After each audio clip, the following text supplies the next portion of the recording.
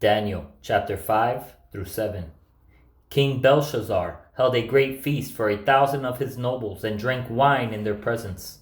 Under the influence of the wine, Belshazzar gave orders to bring in the gold and silver vessels that his predecessor Nebuchadnezzar had taken from the temple in Jerusalem, so that the king and his nobles' wives and concubines could drink from them.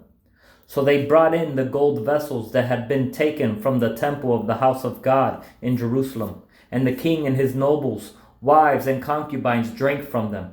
They drank the wine and praised their gods, made of gold and silver, bronze, iron, wood, and stone. At that moment the fingers of a man's hand appeared and began writing on the plaster of the king's palace wall next to the lampstand. As the king watched the hand that was writing, his face turned pale, and his thoughts so terrified him that he soiled himself and his knees knocked together. The king shouted to bring in the mediums, Chaldeans, and diviners. He said to these wise men of Babylon, "Whoever reads this inscription and gives me its interpretation will be clothed in purple, have a gold chain around his neck, and have the third highest position in the kingdom." So all the king's wise men came in, but none could read the inscription or make its interpretation known to him. The king Belshazzar became even more terrified. His face turned pale, and his nobles were bewildered because of the outcry of the king and his nobles. The queen came to the banquet hall. "May the king live forever," she said. "Don't let your thoughts terrify you, or your face be pale. There is a man in your kingdom who has a spirit of the holy gods in him. In the days of your predecessor, he was found to have insight, intelligence, and wisdom like the wisdom of the gods. Your predecessor, King Nebuchadnezzar, appointed him chief of the magicians, mediums, Chaldeans, and diviners. Your own predecessor, the king, did this because Daniel, the one the king named Belshazzar, was found to have an extraordinary spirit, knowledge, and intelligence, and the ability to interpret dreams, explain riddles, and solve problems. Therefore, summon Daniel, and he will give the interpretation." Then Daniel was brought before the king. The king said to him, "Are you Daniel, one of the Judean exiles that my predecessor the king brought from Judah? I've heard that you have a spirit of the gods in you, and that insight, intelligence, and extraordinary wisdom are found in you." Now the wise men and mediums were brought before me to read this inscription and make its interpretation known to me, but they could not give its interpretation. However, I have heard about you, that you can give interpretations and solve problems. Therefore, if you can read this inscription and give me its interpretation, you will be clothed in purple, have a gold chain around your neck, and have the third highest position in the kingdom. Then Daniel answered the king, "You may keep your gifts and give your rewards to someone else. However, I will read the inscription for the king and make the interpretation known to him. Your Majesty, the Most High God, gave sovereignty, greatness, glory, and majesty to your predecessor, Nebuchadnezzar. Because of the greatness he gave him, all peoples, nations, and languages were terrified and fearful of him. He killed anyone he wanted and kept alive anyone he wanted. He exalted anyone he wanted and humbled anyone he wanted. But when his heart was exalted and his spirit became arrogant, he was disposed from his royal throne, and his glory was taken from him. He was driven away from people. His mind was like an animal's. He lived with the wild donkeys. He was fed grass like cattle, and his body was drenched with dew from the sky, until he acknowledged that the Most High God is ruler over human kingdoms and sets anyone he wants over them. But you, his successor Belshazzar, have not humbled your heart, even though you knew all this. Instead, you have exalted yourself against the Lord of the heavens. The vessels from his house were brought to you, and as you and your nobles' wives and concubines drank wine from them, you praised the gods made of silver and gold, bronze, iron, wood, and stone, which do not see or hear or understand, but you have not glorified the God who holds your life breath in his hand and who controls the whole course of your life. Therefore, he sent the hand, and this writing was inscribed. This is the writing that was inscribed. Mene, Mene, Tekel, and Parsin. This is the interpretation of the message. Mene means that God has numbered the days of your kingdom and brought it to an end. Tekel means that you have been weighed on the balance and found deficient. Peres means that your kingdom has been divided and given to the Medes and Persians. Then Belshazzar gave an order, and they clothed Daniel in purple, placed a gold chain around his neck, and issued a proclamation concerning him, that he should be the third ruler in the kingdom. That very night Belshazzar, the king of the Chaldeans, was killed, and Darius the Mede received the kingdom at the age of 62. Darius decided to appoint 120 satraps over the kingdom, stationed throughout the realm, and over them 3 administrators, including Daniel. These satraps will be accountable to them, so that the king would not be defrauded. Daniel distinguished himself above the administrators and satraps because he had an extraordinary spirit, so the king planned to set him over the whole realm. The administrators and satraps therefore kept trying to find a charge against Daniel regarding the kingdom, but they could find no charge to corruption, for he was trustworthy, and no negligence or corruption was found in him. Then these men said, "We will never find any charge against this Daniel, unless we find something against him concerning the law of his God." So the administrators and satraps went together to the king and said to him, "May King Darius live forever." All the administrators of the kingdom, the prefects, satraps, advisors, and governors have agreed that the king should establish an ordinance and enforce an edict that for 30 days anyone who petitions any god or man except you, the king, will be thrown into the lion's den. Therefore, your majesty, establish the edict and sign the document, so that as a law of the Medes and Persians, it is irrevocable and cannot be changed. So King Darius signed the written edict.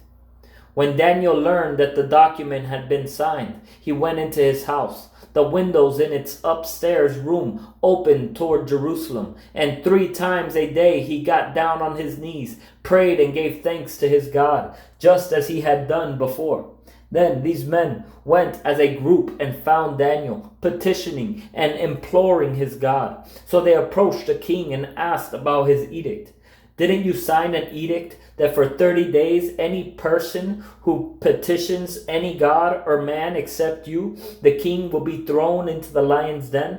The king answered, "As a law of the Medes and Persians, the order stands and is irrevocable." Then they replied to the king, "Daniel, one of the Judean exiles, has ignored you, the king, and the edict you signed, for he prays 3 times a day." As soon as the king heard this, he was very displeased. He set his mind on rescuing Daniel and made every effort until sundown to deliver him. Then these men went together to the king and said to him, "You know, your majesty, that it is a law of the Medes and Persians that no edict or ordinance the king establishes can be changed." So the king gave the order, and they brought Daniel and threw him into the lion's den. The king said to Daniel, "May your God, whom you continually serve, rescue you." A stone was brought and placed over the mouth of the den. The king sealed it with his own signet ring and with the signet rings of his nobles, so that nothing in regard to Daniel could be changed. Then the king went to his palace and spent the night fasting. No diversions were brought to him, and he could not sleep. At the first light of dawn, the king got up and hurried to the lion's den. When he reached the den, He cried out in anguish to Daniel, "Daniel, servant of the living God, the king said, has your God, whom you continually serve, been able to rescue you from the lions?" Then Daniel spoke with the king. "May the king live forever. My God sent his angel and shut the lions' mouths, and they weren't harmed, and they haven't harmed me. For I was found innocent before him, and also before you, your majesty. I have not done harm. Your majesty, I have not done harm." The king was overjoyed and gave orders to take Daniel out of the den. When Daniel was brought up from the den, he was found to be unharmed, for he trusted in his God. The king then gave the command, and those men who had maliciously accused Daniel were brought and thrown into the lion's den. They, their children, and their wives, they had not reached the bottom of the den before the lions overpowered them and crushed all their bones. Then King Darius wrote to those of every people, nation, and language who live on the whole earth, "May your prosperity abound. I issue a decree that in all my royal dominion, people must tremble and fear before the God of Daniel. For he is the living God, and he endures forever. His kingdom will never be destroyed, and his dominion has no end. He rescues and delivers. He performs signs and wonders in the heavens and on the earth, for he has rescued Daniel from the power of the lions." So Daniel prospered during the reign of Darius and the reign of Cyrus the Persian. In the first year of King Belshazzar of Babylon, Daniel had a dream with visions in his mind as he was lying in his bed. He wrote down the dream, and here is the summary of his account. Daniel said, "In my vision at night, I was watching, and suddenly the four winds of heaven stirred up the great sea. 4 huge beasts came up from the sea, each different from the other. The first was like a lion, but had eagle's wings. I continued watching until its wings were torn off. It was lifted up from the ground, set on its feet like a man, and given a human mind. Suddenly another beast appeared, a second one, that looked like a bear. It was raised up on one side with 3 ribs in its mouth between its teeth. It was told, 'Get up, gorge yourself on flesh.' After this, while I was watching, suddenly another beast appeared. It was like a leopard with 4 wings of a bird on its back. It had 4 heads, and it was given dominion. After this, while I was watching in the night visions, suddenly a 4th beast appeared, frightening and dreadful and incredibly strong, with large iron teeth. It devoured and crushed, and it trampled with its feet whatever was left. It was different from all the beasts before it, and it had 10 horns.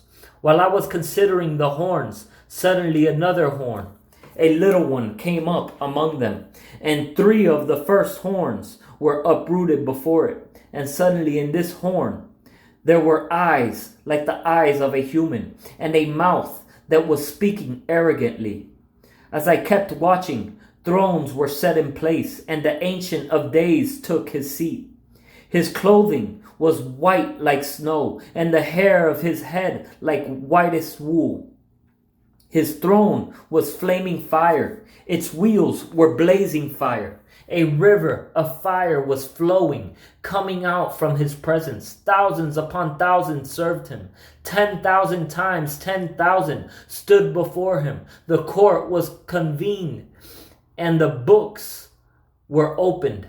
I watched then, because of the sound of the arrogant words the horn was speaking. As I continued watching, the beast was killed and its body destroyed and given over to the burning fire. As for the rest of the beasts, their dominion was removed, but an extension of life was granted to them for a certain period of time. I continued watching in the night visions, and suddenly one like a son of man was coming with the clouds of heaven. He approached the Ancient of Days and was and was escorted before him. He was given dominion and glory and a kingdom, so that those of every people, nation, and language should serve him. His dominion is an everlasting dominion that will not pass away, and his kingdom is one that will not be destroyed. As for me, Daniel, my spirit was deeply distressed within me, and the visions in my mind terrified me. I approached one of those who were standing by and asked him to clarify all this. So he let me know the interpretation of these things. These huge beasts, 4 in number, are 4 kings who will rise from the earth. But the holy ones of the Most High will receive the kingdom and possess it forever. Yes, forever and ever. Then I wanted to be clear about the 4th beast, the one different from all the others, extremely terrifying, with iron teeth and bronze claws, devouring, crushing, and trampling with its feet whatever was left. I also wanted to know about the 10 horns on its head, and about the other horn that came up, before which 3 fell, the horn that had eyes and a mouth, that spoke arrogantly, and that looked bigger than the others. As I was watching, this horn waged war against the holy ones and was prevailing over them, until the Ancient of Days arrived and a judgment was given in favor of the holy ones of the Most High. For the time had come, and the holy ones took possession of the kingdom. This is what he said: the 4th beast will be a 4th kingdom on the earth, different from all the other kingdoms. It will devour the whole earth, trample it down, and crush it.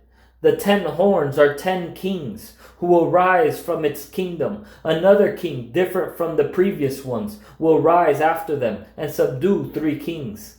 He will speak words against the Most High and oppress the holy ones of the Most High.